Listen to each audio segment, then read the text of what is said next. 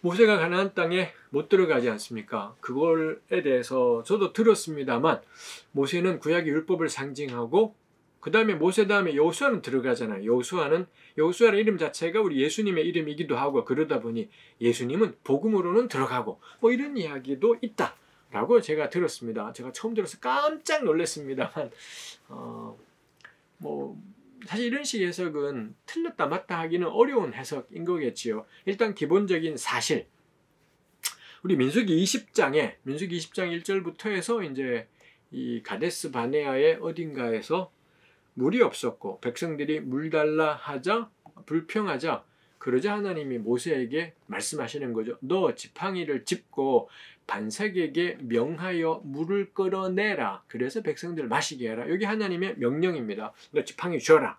그 다음에 반석에게 명령해라. 물 나오게 해라. 백성들을 마시게 해라. 이렇게 되는 것이죠. 근데 모세가 어떻게 하느냐? 지팡이를 쥐었고 그 다음에 백성들 앞에 가서 너네 왜 그러냐? 내가 이 반석에서 물이라도 끌어내서 너희들에게 먹여야 되겠냐? 이런 말을 모세가 했고요. 그러고는 지팡이로 반석을 쳤고 2번 때렸고 물이 나왔고 백성들이 마셨더라. 하나님이 너 나의 거룩함을 백성들 목전에서 나타내지 않았다. 넌 못 들어가. 이게 우리 민수기 20장에 나와 있는 내용이지요. 통상적으로 여기서 모세의 잘못이 뭐냐? 이것도 만만치가 않습니다. 통상적으로 사람들이 하는 것이 하나님께서는 이 반석에게 명하여서 물을 내라고 했는데 모세는 지팡이로 반석을 2번 쳤지 않습니까? 요거 문제다. 하나님은 명하라고 하였는데 모세는 쳤기 때문에 하나님 명령하고는 안 맞다. 요게 이제 지적이 되는 경우가 있지요. 뭐 분명히 다른 행동을 했다라는 건 분명한 일이기 때문에 요거 저는 그럴 수도 있겠구나 싶어요. 다만 여기서 의문은 지팡이는 왜 쥐라고 하신 걸까? 그러면 가령 반석에게 명령할 거라면 지팡이는 의미가 없잖아요. 그냥 서서 물 내라 하면 되는 건데 왜 지팡이를 쥐라고 하지? 지팡이를 쥐라고 하니 지팡이로 뭔가는 하겠구나. 어떤 것이라는 점에서 반석에게 명하라 했는데 지팡이로 쳤기 때문에 문제다라는 견해가 일리가 있고 여전히 지팡이는 왜 쥐라고 한 걸까가 다소 모호하다 싶은 것이 있습니다. 그 다음에 문제가 있다면 하나님이 나의 거룩함을 백성들 앞에 나타내지 않았다.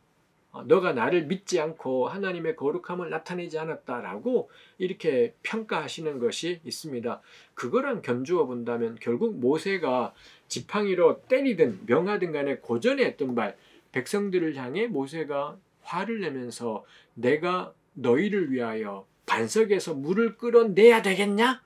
뭐 이런 표현을 했다라는 거죠. 분명히 하나님은 그 말씀했어요. 너 반석에게 명령해서 물을 끌어내라 라고 했는데 내가 반석에서 물을 끌어내야 되겠냐 해서 이런 모세의 대답 이게 20장 10절 말씀인데 그런 모세의 말이 불필요한 말이었다라는 것. 그때 모세가 해야 되는 건 하나님이 명령하셨으니 하나님께서 어떻게 그 백성들에게 물을 주실 것인지 반석에서라도 물을 내시는 분임을 드러내었어야 되는데 하나님의 하나님 되심을 잘 드러내지 않았다. 뭐 요 정도가 저는 적절한 해석이겠다 싶은 것이 있습니다.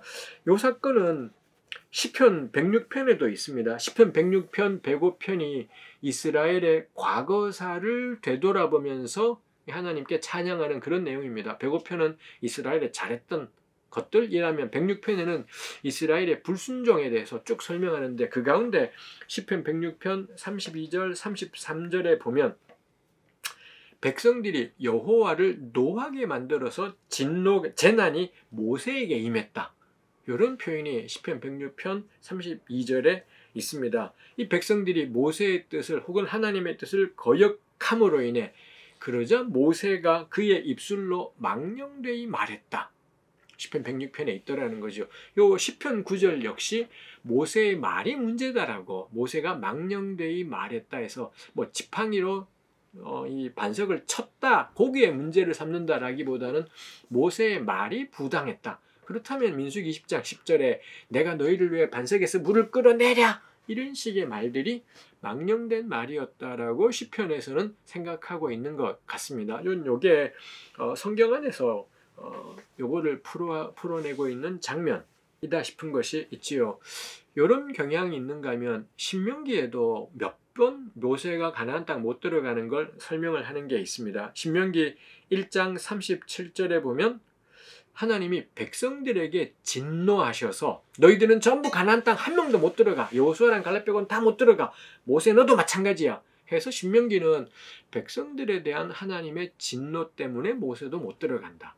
이렇게 설명을 하고 3장 25절에서 27절도 마찬가지입니다. 거기도 너희 때문에 나한테 진노하셨다 라고 이렇게 표현하는 것이 있고 4장 21절에도 너희로 말미암아 내게 진노하셨다. 신명기가 가지는 입장은 신명기는 그래서 그 반석을 친 사건 자체를 명시하지를 않아요. 그런 사건이다라는 걸 명료하게 표현하지를 않은 채 줄기차게 반복되는 게 백성들에 대한 하나님의 진노로 인하여서 모세도 못 들어가. 그래서 모세가 하나님 저도 건너가서 그 땅을 보게 해주세요 했더니 안 돼. 너는 건너가지는 못해. 근데 보게는 해줄게. 그게 방법이 비스가산 꼭대기에 올라가서 들어갈 전체를 전부 다 보게 하셨더라. 뭐 이런 내용이 있죠. 그게 우리 신명기 가장 마지막 장에 정말 모세가 죽음 앞에서 비스가산 느보에 올라가서는 저 멀리까지를 다 보았더라. 뭐 이렇게 마무리되는 것이 있습니다. 결국 이 본문들은 모세에게 어떤 잘못을 찾는다라기보다는 백성에 대한 진노가 있는 거고요. 그리고 모세는 그 백성들을 지도하는 인도자였다라는 점에서 일종의 연대 책임 비슷한 이 백성들의 지도자였기 때문에 백성이 못 들어가는데 모세만 쏙 이럴 수는 없는 셈이다 싶죠.